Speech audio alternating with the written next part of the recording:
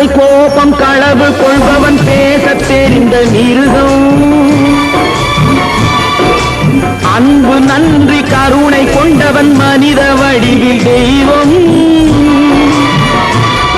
இதில் மிருகம் என்பது கள்ள மனம், உயர் தெய்வம் என்பது பிள்ளை மனம்.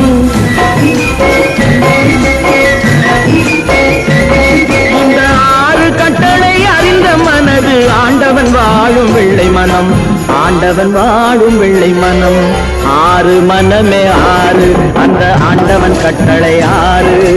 சேர்ந்து மனிதன் வாழும் வகைக்கு தெய்வத்தின் கட்டளை 6, தெய்வத்தின் கட்டளை 6.